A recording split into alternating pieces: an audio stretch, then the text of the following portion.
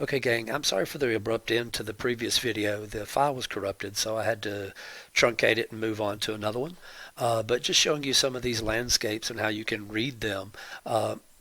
The image on the left-hand side shows you Korean language, it's Hangul, and it's quite indicative of where you'd find lots of Koreans wanting to shop in a certain area. So this is what's called a Korea town, and you have all these little enclaves all over the place around the world. So an enclave is one where you have a group of people that are surrounded by a whole lot of other people. So in my previous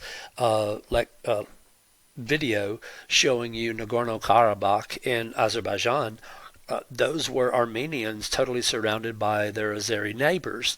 That's an enclave of Armenia. This is an enclave of Koreans. Little Tokyo, little Havana. You've got Chinatowns and the like, and inside of cities. So this tells you about part of that city. If you look in the lower right-hand corner, this is showing you graffiti. I think this might be from LA or somewhere. I'm not totally certain, but if you better know how to read those signs if you're in one certain gang or another. Actually, now I just picked up the book. This was new to me, but yeah, this is actually in Cork, Ireland. So this isn't what we might see, say, if you went to LA in some of those areas where there might be Crips or Bloods or something like that, who write distinctively on the walls, and they demarcated their territory. And if you're an interloper, if you're encroaching upon what they can see as theirs and consider theirs, then you're asking for, well, trouble. In the upper right hand corner, you do see English on the bottom with Gaelic and Irish on the top as well. And so, with throughout the British Isles, you saw the dominant English, but there's also Welsh. From Wales, there's Scotland has its own.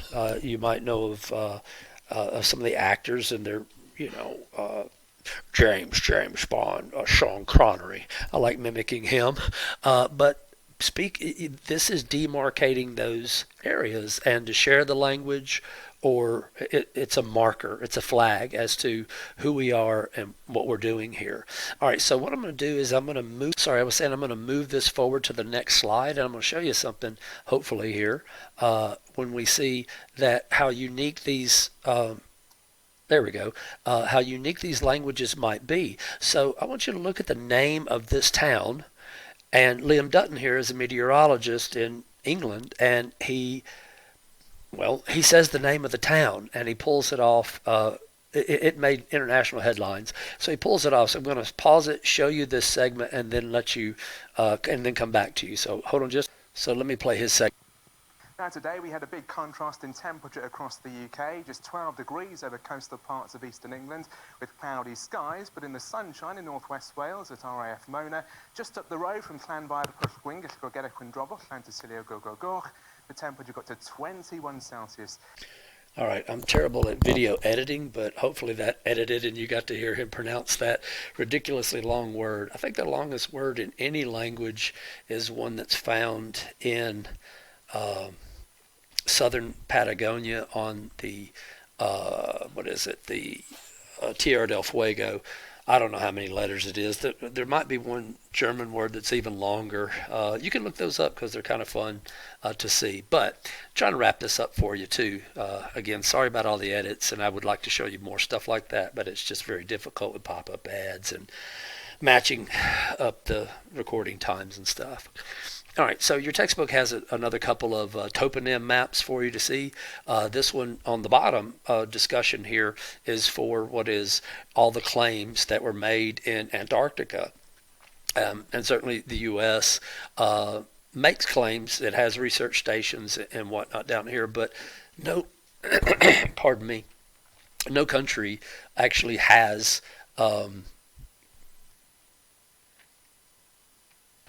actual land that they can claim. It's open for everyone, but there are competing land claims, and naming a thing is claiming a thing.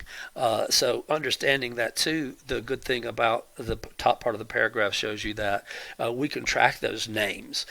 Say like if you look in Pennsylvania at all the burgs they have, Pittsburgh, Harrisburg, there's so many up there. You know that they were German in nature, and that kind of came along, and a burg and a borough are different things. But that lets you be able to track people's movements and their activities, and that's really what it comes down to. Okay, looking at this is a new term for you, but I wanted to introduce it to you, and that is a palimpsest. That is to say that we actually have recorded history that is in layers, in the same way archaeologists go from the top layer and then extensively and carefully remove one thing to the next to the next. They're digging down into history. You can dig through these pages and manuscripts and parchments and see different things that had been recorded before. It's almost like the ghost image on a computer screen.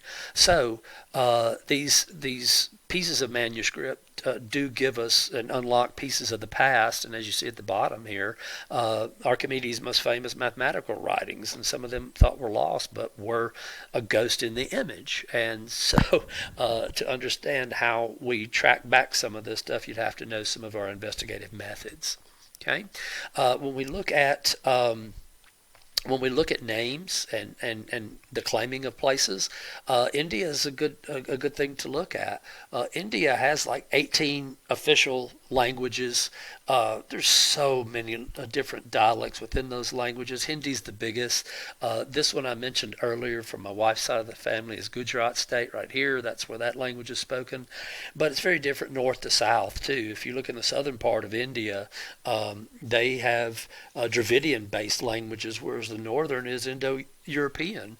And that's why the people look very different too, because they had an infusion of more light-skinned people to come into the north.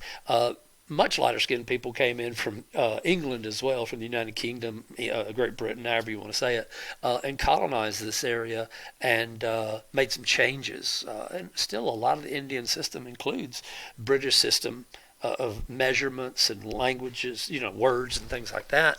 And so looking at what India does to change the names back, like from Bombay, which was actually Portuguese to begin with, to Bombahia, but Bengaluru in the south, Puducherry. When I was growing up, all of these things changed around 1999, 1998, something like that. On some of the changes that I remembered seeing. Of course, this was brought into power in 1995. This party, the BJP party, is pretty influential too. So changing it to Kolkata, or Uttarakhand, but Madras was a type of cloth that was exported from this area. But this area is named Chennai now. So in Bangalore, they called it for a while Boom Galore because it was part of the Indian tech industry, and it was quaternary sector, cyber this and IT that, but now it's Bengaluru. They've changed it and reverted it back, so claiming some of their past. And in claiming other things here, guys, we look at political toponyms. So your book points these out: the naming of venues, the advertising space, and naming of coliseums. So this is just north of us in Louisville at Papa John's Cardinal Stadium. It's also got Chase, Pepsi, Adidas, Papa John's, UPS, and everything else that goes along with it. Paying for such things. The newest building on our campus at Vol State is the SRB, and the B part of it was Black, for Diane Black. She and her husband gave $1 million so we could have that. We could have that building.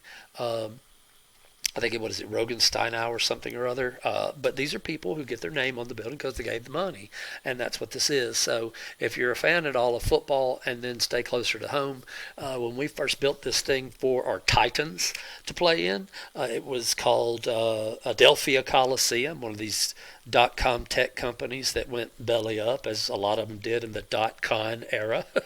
But then it became I don't know if it was LP Field, Louisiana Pacific, which is wood and timber products. And now, of course, it's automobiles, so it's Nissan Stadium. So looking at the naming, the claiming, that's a continual point of contention. Again, looking at official English in America, we don't have it. We have it in some of the states, but it tells us that we're willing to defend our territory by making things official. The French are no less different, pushing back, and the Quebecois wanting to have French signage and French language. Heck, if you look in France, they don't subtitle any movies, guys. They hire actors and dub over every bit of it with French language. So all of us are carving out our boundaries, defending our territories, and every other group that has the wherewithal will defend its too, because language is culture. All right, guys, that's going to wrap it up for chapter 4. And sorry about some of the editing snafus, but we're done now, and I hope you found this interesting and useful. I'll see you the next time around. Bye.